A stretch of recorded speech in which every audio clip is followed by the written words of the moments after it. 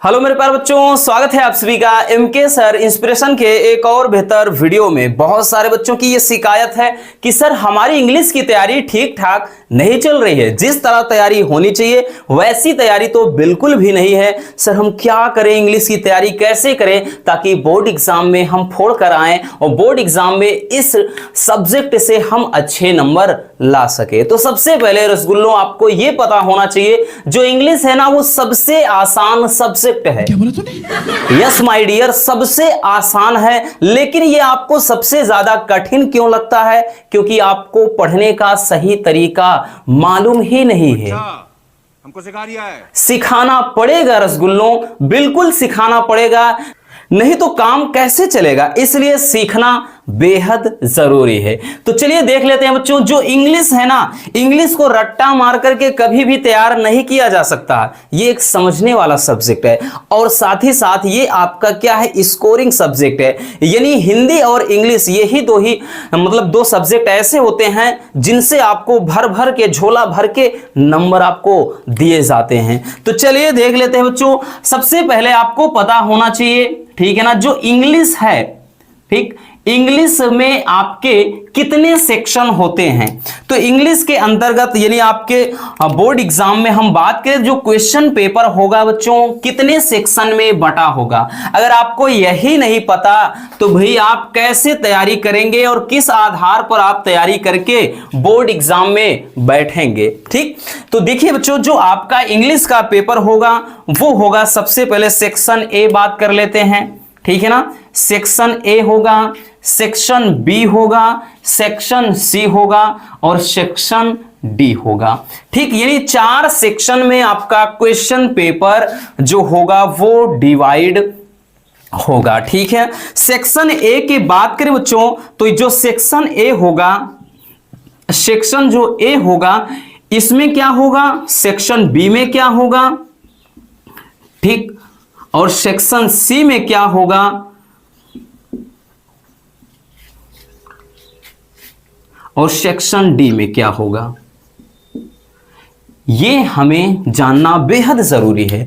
तो section A के अंतर्गत बात करें बच्चों तो ये जो होगा सेक्शन ए होगा आपका, इसमें होगा क्या चीज, रीडिंग। ठीक है ना, इसके अंतर्गत बच्चों होगा आपका रीडिंग होगा, रीडिंग।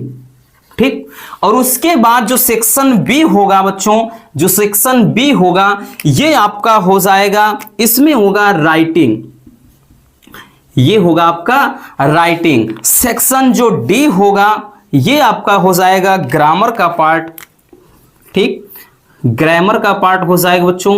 और उसके बाद जो सेक्शन डी होगा ये हो जाएगा लिटरेचर, ठीक है ना, ये हो जाएगा बच्चों लिटरेचर, ठीक, लिटरेचर हो जाएगा।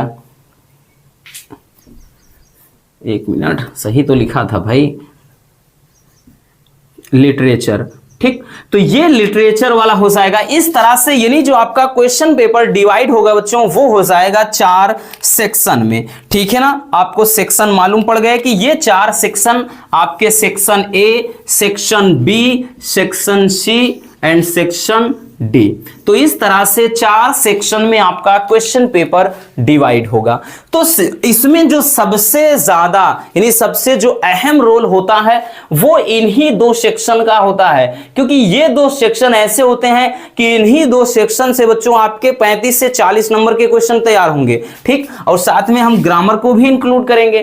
तो यहां से आपका सेक्शन ए में रीडिंग। अब रीडिंग में होता क्या है, देखिए रीडिंग में आपका एक आएगा बच्चों अनसीन पैसेज। ठीक है ना, ध्यान से समझिएगा रसगुल्लों, जो इसमें आएगा अनसीन पैसेज पूछा जाएगा।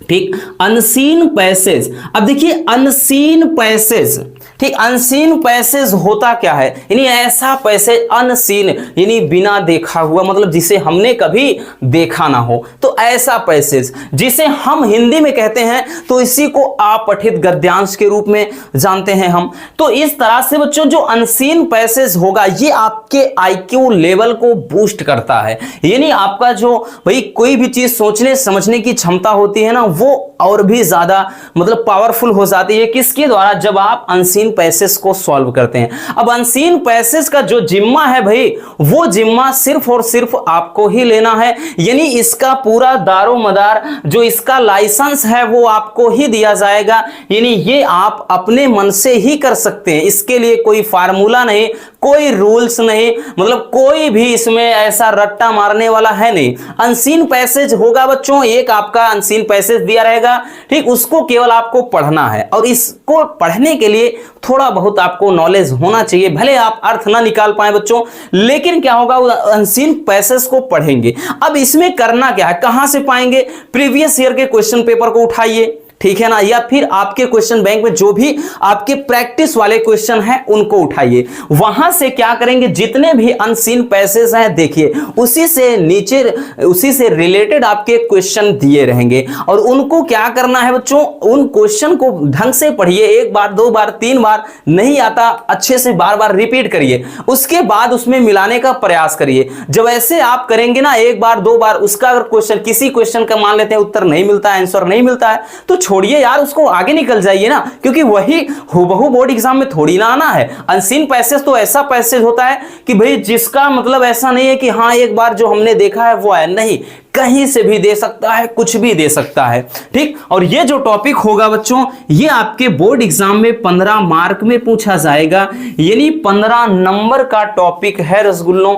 कौन सा? ये है आपका सेक्शन ए रीडिंग के अंतर्गत। तो यहां से 12 नंबर तो आपके मतलब इसी पैसेज पर आधारित क्वेश्चन होंगे और 3 मतलब वोकेबुलरी को होता है, ठीक है ना, जो भी उसमें साइनानिम, एंटानिम्स वगैरह कुछ भी पूछा जा सकता है, ठीक। तो ये 15 नंबर का हमने बता दिया ना, कुछ नहीं करना, आप डेली 1-2 अनसीन पैसेज करिए रसगुल्लों, हफ्ते भर में आप एकदम बढ़िया तरीके से एक्सपर्ट हो जाएंगे अनसीन पैसेज के बारे में, यानी इसके मैटर में, ठीक है ना। यही एक तरीका है और कुछ भी तरीका नहीं। कोई अगर बोलता है कि भाई आप हमारी वीडियो देख लीजिए, आप इस तरीके को, आप इस ट्रिक को अपनाइए, कहानी खत्म, तो ये सब फालतू की बकवास है बच्चों, फालतू की बातें हैं। इसका सिर्फ एक ही तरीका है अच्छे से तैयार करने का, कि ज्यादा से ज्यादा प्रैक्टिस करिए आप, ठीक। हमने मतलब ऑलरेडी बहुत सारे अनसीन पैसेज करवा दिए। अगर आपको समझ नहीं आता कैसे करना है तो अनसीन पैसेज कैसे सॉल्व करें, सर्च करिएगा। हमारे कम से कम बच्चों 10 वीडियो से ज्यादा हैं अनसीन पैसेज पर, ठीक। तो दूसरा टॉपिक होता है, ये उन सब के लिए बच्चों जो बहुत ज्यादा वीक हैं भाई, क्योंकि सबसे खतरनाक होता है लिटरेचर का, मतलब जो साहित्य वाला है, जिसमें प्रोज है, पोएट्री है, सप्लीमेंट्री, क्योंकि उसमें अगर चैप्टर को के बारे में नहीं पता तो आप लिख ही नहीं सकते। इसलिए बच्चों ये सब आपकी क्या पकड़ को मजबूत बनाएंगे, आपको फेल नहीं होने देंगे। आप कितना भी वीक स्टूडेंट है, आपको मतलब ये कोई फर्क नहीं पड़ता है इस पर, ठीक है ना। चलिए सेक्शन बी जो होगा बच्चों, ये हो जाएगा राइटिंग। अब राइटिंग के अंतर्गत इसमें हम बात करें तो बच्चों इसमें क्या आएगा, आपका आएगा लेटर, और लेटर के अलावा आएगा बच्चों आर्टिकल, ठीक, सेक्शन बी में। यानी अब लेटर में भी बात करें तो लेटर में आपके जैसे लेटर में हम देखें तो बच्चों आपके इसमें जैसे क्या कहते हैं, एक एडिटर के लिए लेटर होता है, ठीक, एडिटर के लिए होता है, उसके बाद कंप्लेंट लेटर हो जाएगा बच्चों, उसके बाद बिजनेस लेटर होता है, ठीक, बिजनेस लेटर हो जाता है इस तरह से। तो ये आपके 3 ही बोर्ड एग्जाम में ये 3 ही तरह के लेटर पूछे जाते हैं, और लेटर पर भी लगभग हमने 10 से 15 वीडियो बना दिया है लेटर पर, ठीक है ना। तो प्लेलिस्ट भी बनाया है लेटर का, वहां से देखिए किस तरह का लेटर आएगा। और या तो आर्टिकल, आर्टिकल में बहुत सारे हैं बच्चों, लेकिन कुछ इंपॉर्टेंट हैं उनको हम करा देंगे, बाकी हमने मतलब कराया है 6 से 7 आर्टिकल जो है आपके, उसको करवा दिया है। जैसे वुमेन सेफ्टी इन इंडिया, और टेररिज्म पर हो गया, पॉल्यूशन हो गया, ठीक है ना, जैसे how to live a long healthy life, स्वस्थ जीवन कैसे जिया जाए, इस पर हो गया है, ठीक है ना। साइंस जैसे बून और बैन, जैसे विज्ञान वरदान और अभिशाप। तो इस तरह से कुछ आपके मोस्ट इंपॉर्टेंट क्या हो जाते हैं, आर्टिकल होते हैं, और ये दोनों टॉपिक मिलाकर के आपको 20 नंबर देंगे, ठीक। ये दोनों टॉपिक आपको 20 मार्क देंगे बच्चों। तो समझ सकते हैं कि भाई इन 2 टॉपिक से आपको 20 नंबर मिल जाएंगे। उसके बाद हम आ जाते हैं सेक्शन सी में। अब देखिए सेक्शन सी के अंतर्गत बच्चों जो आपका आता है, सेक्शन सी में इसमें हम बात करें तो आपका जैसे नरेशन आता है, साइंटेक्स आता है, सिंथेसिस आता है, ट्रांसफॉर्मेशन आता है, ठीक, और उसके बाद साइनानिम आता है, ठीक, एंटोनिम्स आते हैं, उसके बाद वन वर्ड सब्स्टिट्यूशन आते हैं, ठीक, और उसके बाद जैसे इसमें मतलब इस तरह से होमोफोन्स वगैरह। तो ये सब मिला करके बच्चों आपके यहां से यानी इन सारे टॉपिक्स से 20 नंबर मिलेंगे और प्लस 5 नंबर और होता है आपका ये ट्रांसलेशन का, ठीक, ट्रांसलेशन का इस तरह से आपके 25 मार्क बच्चों यहां से मिल जाएंगे यानी ग्रामर वाले सेक्शन से। तो ये भी बच्चों अगर देखा जाए तो बहुत ज्यादा डिफिकल्ट नहीं होते हैं। नरेशन है, उसके बाद ट्रांसफॉर्मेशन है, सिंटैक्स है, सिंथेसिस है, ठीक है ना। तो ये सारी चीजें, तो ये दो तो आपके काफी ज्यादा अगर हम इनको ऐड करें तो 35 नंबर का जो टॉपिक है वो एकदम आसान होता है, क्योंकि लेटर में 3 तरह के ही लेटर होते हैं और उनको हमने बहुत ही सिंपल तरीके से करवा दिया है बच्चों। आर्टिकल में बताएं बच्चों, तो आर्टिकल में भी जो मोस्ट इंपोर्टेंट है हमने करवा ही दिया है, बाकी और जो 1-2 बचे हैं देखेंगे उनको, फिर उनको भी हम सिंपल तरीके से बहुत ही बढ़िया से एक्सप्लेन कर देंगे, ठीक। अब बात आती है लिटरेचर की। सारा का सारा जो भाई मैटर होता है वो होता है इसी का, ठीक। यही बहुत सारे बच्चों के लिए टेंशन का विषय बन जाता है। अरे तो टेंशन काहे को लिए बैठे हैं भाई, टेंशन नहीं लेना है रसगुल्लों, आपके लिए तो भाई हमारी जान हाजिर है। मैं तो तेरे को हरामी समझता था, तो राम निकला रे, देव मार। तो यहां से चलिए देख लेते हैं बच्चों। इसमें अगर हम बात करें तो लिटरेचर में आपके क्या क्या आते हैं, तो इसमें हो गया जैसे प्रोज हो गया, ठीक, प्रोज हो गया बच्चों, और प्रोज के बाद हम बात करें पोइट्री हो गया, ठीक, पोइट्री हो गया। उसके बाद जैसे इसमें बात करें तो आपका सप्लीमेंट्री हो गया। तो इस तरह से आपके प्रोज, पोइट्री, सप्लीमेंट्री, ये जो आपके टेक्स्ट बुक होंगे लिटरेचर वाला जो पार्ट होगा बच्चों, ये आता है 40 नंबर का।